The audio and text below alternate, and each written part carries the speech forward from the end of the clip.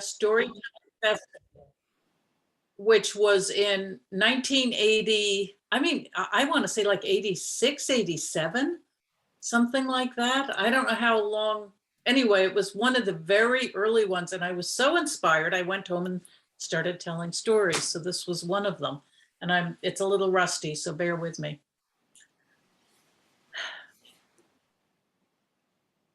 Ina showed up every Saturday, as she always did, and she took her apron out of the knapsack and shook it and put it around her waist.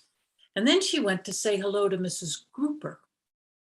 Mrs. Grouper swam very close to the aquarium wall and looked at her with one eye before swimming away and darting between all the sea plants and a ceramic castle that issued bubbles like prayers from a minaret, tumbling and jostling till they hit the sea, the very surface, and pop, pop, pop, pop. Mrs. Grouper was very happy in her aquarium. Ina was pretty much all alone in the huge mansion, 23 rooms, just Ina and the head servant, Louise. Louise had been left in charge of the house when all the servants left. And the dour Louise took her job very seriously. She clumped, clumped, clumped on her heavy shoes, her little beady eyes, her hair pulled back violently into a fist of a bun in the back.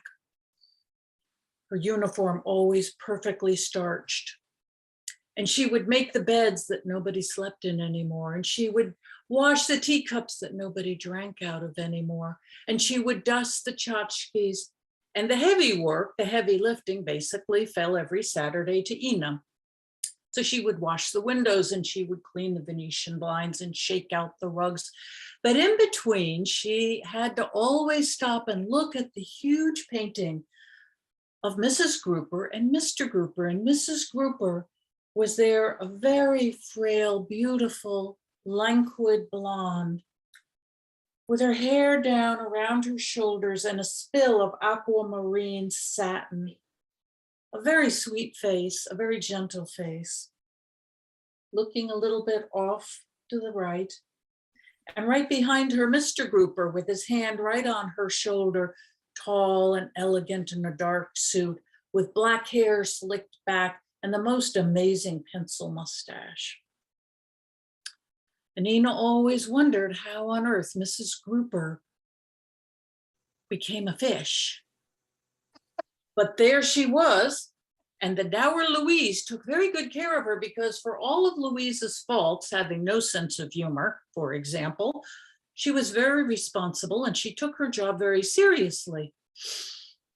And so consequently, in the morning, Mrs. Grouper had full range of her aquarium, but come lunchtime, chinka, chinka, chinka, chinka, chinka, here would come the cocktail trolley with a bowl of water in it. And Louise would very carefully scoop out Mrs. Grouper and put her in the bowl. And at that point, Ina would push the little trolley, chinka, chinka, chinka, chinka, chinka, out to the conservatory, which was steaming and hissing with water and furry African violets and huge surreal looking orchids. And right in the middle was a fountain. And swimming in the fountain were koi that were silver and black and imperial red and tobacco brown. And they swam and they splashed. And Mrs. Grouper was placed very carefully. And oh, they loved to see her, and they'd all swim in circles and hide and dart. Ina could swear she heard laughter and singing. But she had work to do, so she went back into the house. Well, come afternoon, chinka, chinka, chinka, here would come the little tea trolley again, the little metal trolley with a bowl, and Louise would scoop out Mrs. Grouper and take her back into the mansion. And there on the dining room table was a cut glass crystal punch bowl. And the afternoon sun came bolting in, sending shards of rainbow all over the room. And when Mrs. Grouper was carefully put in, she would swim and swim and move very gently. And Ina thought, oh, she looks just like a woman in a beautiful dress in an empty ballroom. And she's listening to music in her mind, and she's dancing to herself in the most romantic manner. And her gown is swishing this way and that. And all of Mrs. Grouper's fins would follow after her. And she'd dive and she'd rise and spin. And as she did, the water sent all those shards of color just shimmering like confetti. Well, 5 o'clock sharp, it was time for Mrs. Grouper to go to bed. And Ina would wait and wait and wait. And all of a sudden she'd hear clump, clump, clump, clump, clump, clump, clump, clump. Down the steps would come the dour Louise. And she would come with the little cart and a ceramic black cat's head cookie jar that happened to be Mrs. Grouper's favorite when she was a child. And it was filled with water. And once again, Louise would scoop Mrs. Grouper out and put her into the cat's head and back into the kitchen. And then she'd put the cat's head carefully on the counter while Ina managed the punch bowl into the sink and poured the water and washed out the punch bowl. Louise would count the flecks to feed Mrs. Grouper just enough, just perfectly enough. And then she would very carefully take the thinnest layer of cheesecloth and lay it over the top, because you know Mrs. Grouper couldn't sleep anywhere else but that was her favorite place to sleep.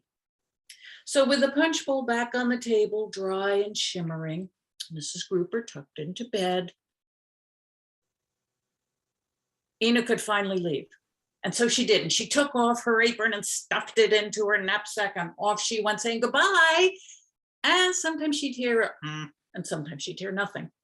And down the long drive she'd walk, thinking about Mrs. Grouper becoming more elegant, more languid, and turning into a fish. And that made her think, I wonder what Louise is going to turn into. And she thought, oh, a big old stumpy footstool. That's what. No, I know, a mailbox. You know, a stick and cement. She even looks like a mailbox. That's who she's going to turn into. I know that. Oh, I don't want to be like that.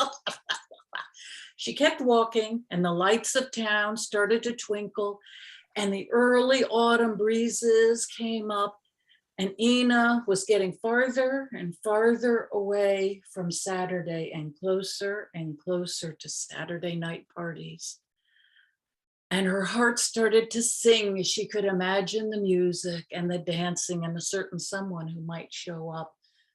And her heart grew even larger, and she ripped out the band in her hair, and her hair flew like the wings of a bird. And her heart followed suit, and she flew up past the pale, indifferent full moon face into the darkest part of the night where the stars were. And Ina danced all night with the stars. That's it. Did you just say into the still night with the stars? Mm-hmm. Oh my gosh. Thank you, Vicki. Huh. That's an old story. And like I said, it's rusty. So I remembered it, but I didn't remember the detail. I'm glad to have it back. Yeah, you handled all the descriptions are just fabulous. And I really enjoyed the descriptions of the characters and the places and the items in the room. It's just joyful. Yeah.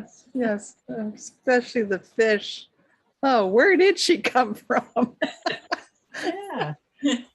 Well, you know, I thought when I first told that story that it was about 3 different people, but it occurred to me it's more about 3 different phases in my life.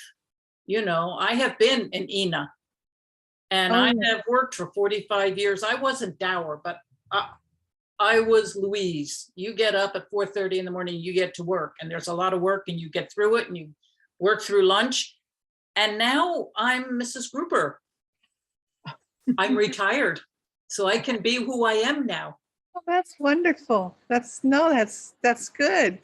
So Yeah. Vicky, I'm very interested in Bobby and Marion's take. My take is that it wasn't clear how it is that Mrs. Grouper became a fish.